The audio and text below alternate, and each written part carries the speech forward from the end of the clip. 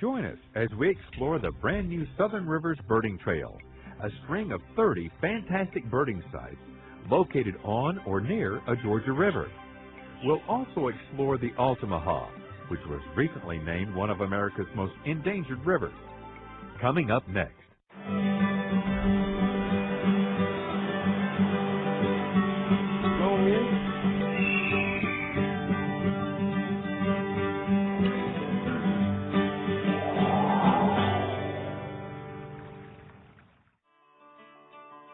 Over Georgia's rolling hills of the Piedmont, across the broad coastal plain, through the Blackwater swamps and into the Red Hills, a trail follows Georgia's southern rivers.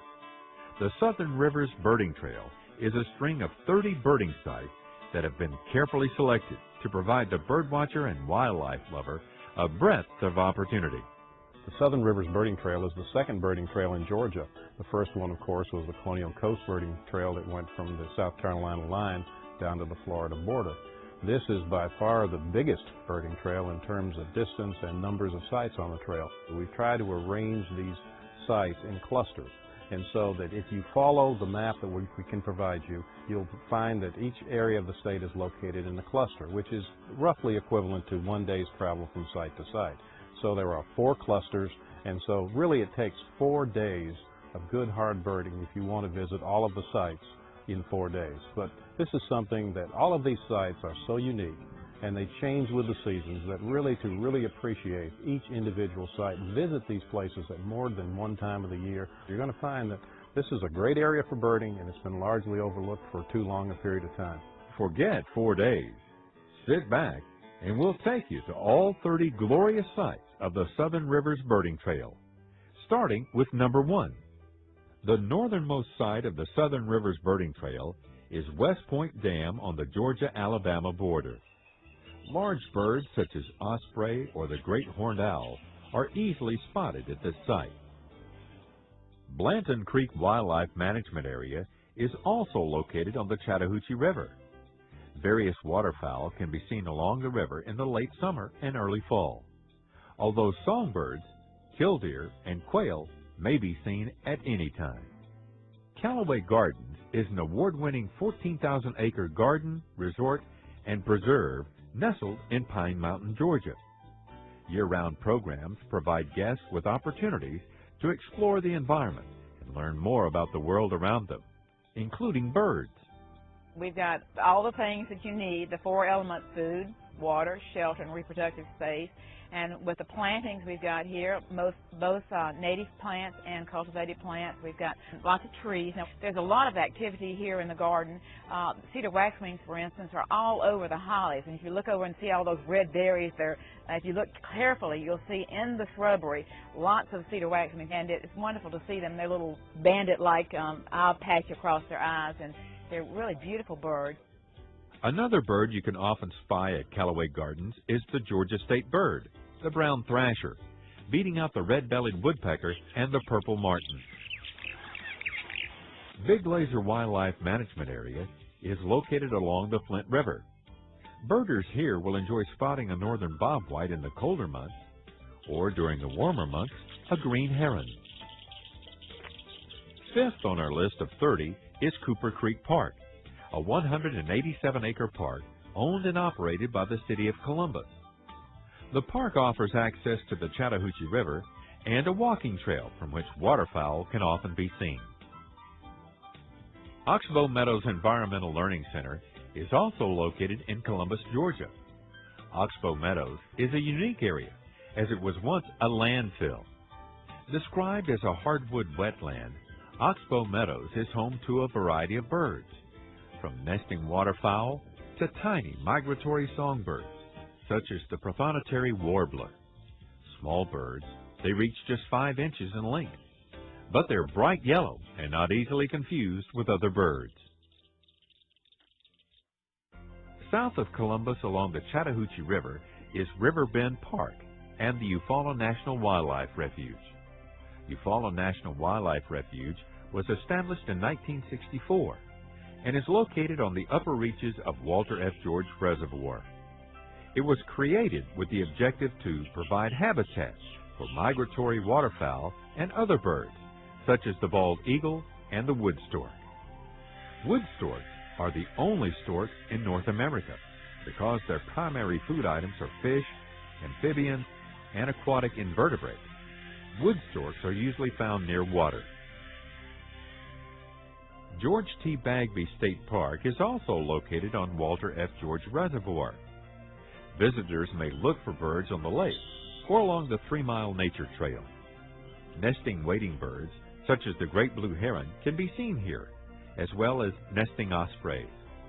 These birds can reach 25 inches in height and have dark brown bodies with white heads, except for a brown stripe from the eye to the back of the head. Both the male and the female build their nest out of branches and sticks, sometimes using rope and other debris. The Meadow Links Golf Course is operated by George T. Bagby State Park. I think Meadow Links Golf Course is one of the most beautiful golf courses in the state of Georgia. And here, people can actually combine birding and golfing. And here, people can rent a golf cart and actually go out on the golf course and enjoy birding while other people are out there golfing. So that is a really unique experience. I think people are going to really enjoy that. The great egret is one of the birds that you can see from the comfortable vantage of your golf cart. Walter F. George Dam is a stunning spectacle. Just south of the dam, where the Chattahoochee takes up its course, hundreds of birds of all kinds congregate. They find the low waters below the spillway to be easy pickings for fish trapped in shallow areas. Walter F. George Reservoir is one of the hidden jewels of the Southern Rivers Birding Trail. It's an area in the state that really hasn't been birded as much as some areas in the state. And here, for example, is perhaps the best place to see wintering bald eagles. In the winter, it's not unusual to find as many as eight bald eagles feeding below the dam at Lake Walter F. George. And you go to the headquarters that they have there. They've got a great place to watch birds. You can watch birds at feeders, and in close by you can find osprey and great blue herons and other birds nesting there. And it's a great place in the winter to go to find things like common loons and different types of waterfowl like golden eyes. We have the ospreys, we have the rookeries around the lake, we have cormorants, egrets, herons. We have a lot of the winter birds that come in. We have pelicans that visit the dam, brown and white. We have gulls and terns. Then we have the migration of the birds through the fall and the winter, in the spring, using the passageway of the river, the forested areas, particularly along the river. Kolomoki Mounds Historic Park is an important archaeological site, as well as a scenic recreational area. Bluebirds are a radiant bird to spy, guarding their nesting boxes. Over the past 30 years, eastern bluebird numbers have declined, apparently due to cold winters and competition with starlings and house sparrows for nest cavity. But bluebird numbers are now increasing, most likely as a result of nest box campaigns and warmer winters. Albany Nursery Wildlife Management Area is located in the upper coastal plain, in an area of the state known for its large quail plantations. Various species of hawks, including the red-tailed hawk, can be seen hunting for prey over the fields of this once agriculturally significant area. Chickasawhatchee Wildlife Management Area is one of the newer WMAs in Georgia. This cypress swamp is home to many birds, including the pileated woodpecker. The pileated woodpecker is a large bird, nearly 16 inches in height. Both male and female are mostly black with a red crest. Their diet includes insects, fruit, seeds, and sometimes tree sap. Radium Springs Tract is located just south of Albany, Georgia. Here, it is quite likely to spot a northern cardinal. Common in suburban and open woodlands, this species can be seen year-round and does not migrate for the winter. Georgia Veterans State Park is located on Lake Blackshear along the Flint River. Mockingbirds, most famed for their vocal imitations, are thrilling to watch here in the spring, when they can be fiercely defensive, protecting their nests and territories. Wolf Creek Project is located in Turner County near Ashburn, Georgia. The Wolf Creek Project was initiated in 1997 to study the effects of habitat manipulation in an intensive farming system. quail are likely to seek refuge in the field borders, and dove can be seen over the open fields. Paradise Public Fishing Area may seem at first an unusual sight for a birding trail, but with over 68 ponds, it's a paradise for birds, including the pied-billed grebe, the colorful wood duck, and on this day, the yellow-rumped warbler. At Paradise Public Fishing Area, you'll see several different habitats. We have lakes and ponds that are open to fishing. We also have 325 acres of pine plantation, and then we have other areas, upland areas, and in the longleaf pine wiregrass, we have a 1.3-mile nature trail that'll offer birders a good opportunity to go and walk the trail, see both the wetland habitat and the longleaf pine wiregrass habitat. The Paradise Public Fishing Area stands out as one of the best examples in the state of a place where people can go and enjoy some of the best fishing anywhere that they'll find, but also it's a great place where you can go and enjoy primitive camping. There are bird watching opportunities, and you'll be able to hunt duck and dove there. We're very excited about Paradise Public Fishing Area being part of the Southern Rivers Birding Trail, and I think it's going to offer a really good opportunity for birders to come out here and enjoy the lakes and enjoy the different scenery that's out here and that's available for them. Reed Bingham State Park surrounds a 375-acre lake and is less than 6 miles from Interstate 75, making this site a convenient stop on the Southern Rivers Birding Trail. Black and turkey vultures roost upstream from the lake and are the birds most often associated with this park. They can be commonly seen on the roadside eating carrion, but are most often seen riding wind currents and thermals. Grand Bay Wildlife Management Area, sometimes called the little brother of the Okefenokee Swamp, is the second largest natural blackwater wetland in the coastal plain of Georgia. For John Swiderski, former president of the Georgia Ornithological Society, and his wife Kate, Grand Bay is a special place. We enjoy Grand Bay, which is real close to us, probably about 7 or 8 miles. We try and go there at least once a month. It's a wonderful pond cypress area with a quarter-mile bird walk out to the tower, and it seems to be different every time we go. Of course, the real treat of the summer there are the prothonotary warblers that occur in quite large numbers in the summertime. It's also a good place for wood ducks and alligators, those things too. Stephen C. Foster State Park is the gateway to the Okefenokee National Wildlife Refuge. And at 400,000 acres, the Okefenokee is a veritable wonderland for bird watchers. The long-necked and graceful anhinga is commonly seen here. The forbidding hoot of the barred owl is often heard here, which helps to explain why barred owls are sometimes called swamp owls.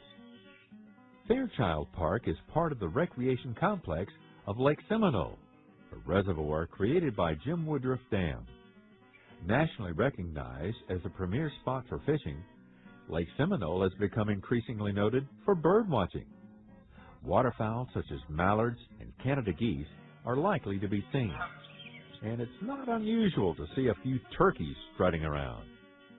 Pebble Hill Plantation is located just south of Thomasville, Georgia. Pebble Hill was originally a cotton plantation, first established in the early 1800s. Now Pebble Hill is on the National Register of Historic Houses and is open to the public. The peregrine falcon is one of the remarkable birds that can be observed here. And finally, our last site of the Southern Rivers Birding Trail, Birdsong Nature Center. Birdsong is located just 1 mile from the Florida border south of Thomasville, Georgia. It was once a working plantation and became a nature center in 1986 with a distinct goal in mind. The philosophy was that if you understand it and you know what it's about, you'll value it more and make it part of your everyday life. A lot of the instructional activity and nature experiences that go on here are for children, but moreover for teachers of children, because one teacher can influence hundreds and hundreds of children. Birdsong's claim to fame is the fact that it has one of the most beautiful bird windows that you'll find any place. In fact, I think it's been written up in national publications indicating that it is the best birding window in the state of Georgia and perhaps the country. And by that I mean you can go in, you can leisurely sit in a chair and look out these beautiful big windows and see a host of different types of wildlife that come up to water and food that's been provided for them. Through this window you might see anything from a covey of quail come in to eat food, to cardinals, to you just about name it. Any of the type of birds that you might find in southwest Georgia would be seen through the birdsong bird window. We're on the outside where the birds are. Usually the people are on the inside and the birds are free out here. We keep it dark in there and there's a large window so that as you're sitting around you can see just a number of species. But besides this window, there are the other 565 acres of land, and there's a bluebird trail. There's a swamp area which attracts all kinds of waterfowl, lots of ducks, egrets, cormorants, etc. The land has actually been managed to maximize the variety of flora and fauna that are native to this area. If you're looking for a real change in your usual routine, if you're looking for an atmosphere that can really influence a different way of seeing and feeling about the world, I highly recommend coming to Birdsong. Bring your lunch, bring some water, sit out anywhere on the property and meditate, just relax and just be a part of what is. And that's one of the loveliest vacations I could recommend for anyone.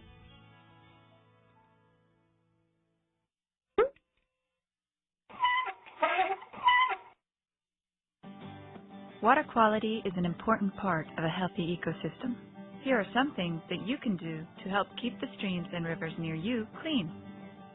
Correctly dispose of hazardous household chemicals. Better than that, buy non-toxic household products when possible. Recycle and dispose of trash properly, and never flush non-biodegradable materials down the toilet. Conserve water and avoid overwatering your lawn and garden. Use natural fertilizers on your lawn and decrease hard surfaces around your home. This will improve drainage. Recycle used motor oil. Avoid putting it down gutters or storm drains. Be an activist. Contact your local public officials or attend public meetings to know more about the laws that protect your water. As we've seen, Georgia's rivers are home to abundant wildlife. So what would happen if Georgia's rivers became endangered? Well, actually in 2002, 2 of Georgia's rivers were listed as endangered. Every year the national organization American Rivers creates a list of the most endangered rivers, and Georgia is home to one, the Altamaha, and the genesis of another, the Apalachicola. American Rivers is a national conservation group that's been around since 1973. We work in all parts of the country, and our mission is to restore and preserve streams. Our Most Endangered Rivers campaign is focused on trying to get attention to some of the most dire threats to streams from across the country. This is something that we've done every year for, I believe, over a dozen years now. The threats on the Altamaha and Apalachicola rivers imperil not just wildlife, but also the human populations that depend on these rivers for drinking water, transportation, electricity, agriculture, and other economic gains. But it's precisely these needs that put stress on these rivers, and in turn, put these rivers at risk. From nominations from river activists and citizens from across the country, we pick a list of rivers that we consider really heavily endangered, and also ones for which we believe the attention will really help to save those rivers. One of the groups responsible for the nomination of the Altamaha River was the Georgia River Network. Ellen Sutherland is the executive director. Georgia River Network is the only statewide nonprofit environmental organization that's solely dedicated to protecting Georgia's rivers. Basically, we help people in communities organize around their local watershed. Georgia River Network nominated the Altamaha River for its most endangered river status because we're really concerned about the proliferation of reservoirs in North Georgia, especially the 5 reservoirs that are going to impact the Altamaha River. The rest of the country is taking out dams, and we're building them at breakneck speed. Cuxahaw Creek is located in Henry County, just south of Atlanta, and is just one of many, many tributaries that feed the Altamaha River. Water that is taken from this creek is taken from the entire watershed, leaving less water for the communities downstream. The major reason that dam building is so prevalent in Georgia right now is that there's increased growth, and there's basically a water grab amongst counties, because as we continue to have droughts and have the perpetual drought that comes with massive growth, many areas are going to become short of water, and alternatives will have to be found. Many people thought of the Altamaha as, a wonderful place far away, but they didn't realize that what we're doing here around Atlanta is having a really major impact on the state treasure, really national treasure.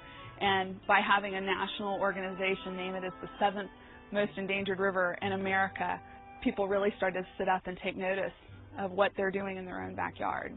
One of the people who's noticed the threats upon the Altamaha River is Michael Gowan. Michael is the co-owner of an outfitter shop on St. Simon's Island. He specializes in kayak trips, and for this reason he considers himself a stakeholder of this watershed. And as it should be with all stakeholders, including you and me, he has decided to learn more about his watershed.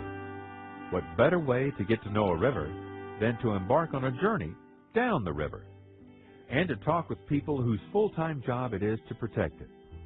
A good place to start is the Nature Conservancy, an organization that protects over 35,000 acres of land in the watershed.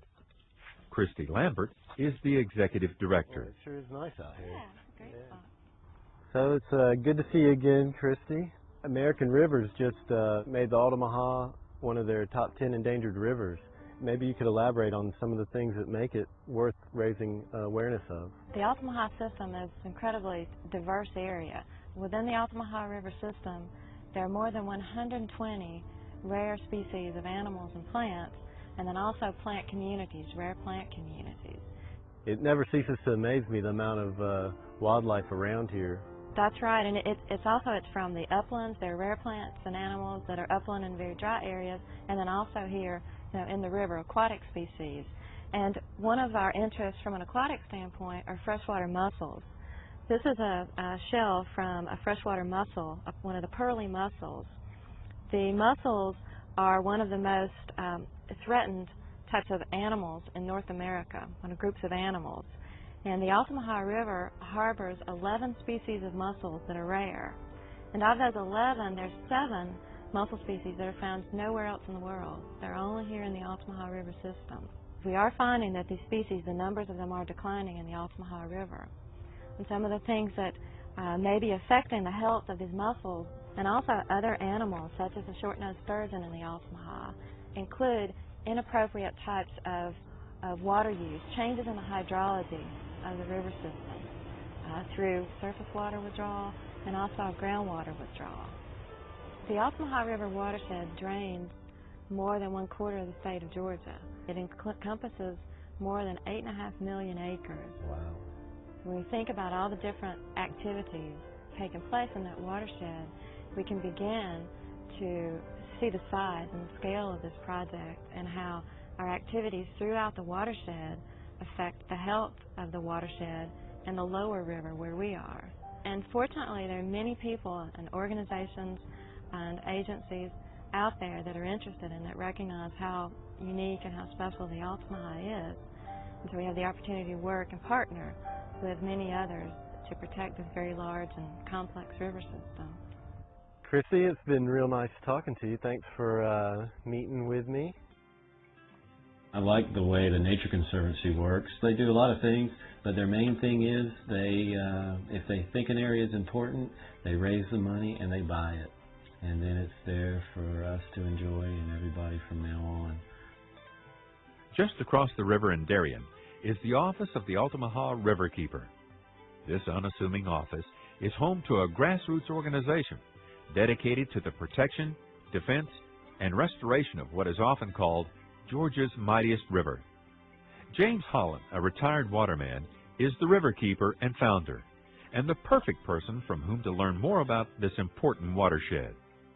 Mr. Holland, I appreciate you taking the time to meet with me. Well, I'm glad I had time to come out. Tell me some of the things that the Altamaha Riverkeeper does and is doing. Well, we constantly work on flow issues, and the flow issues are the major issues of the Altamaha watershed in general. The Altamaha relies on the water from 3 different rivers, in order to get its flow. And then when we stop the flow in the Piedmont region into the Altamaha, then it's very critical. As a person that lives down here, what would you recommend I do to become more informed? University of Georgia's Marine Extension Service has quite an outreach program to become better educated about the environment around us. You can become involved with the Altamaha River Keeper, and we'll gladly work with anyone. You have a wonderful opportunity to assist in educating people throughout the state of Georgia, because they come here from everywhere wanting to go kayaking and canoeing, you know, and 5 minutes with those people, just 5 minutes, can make a difference.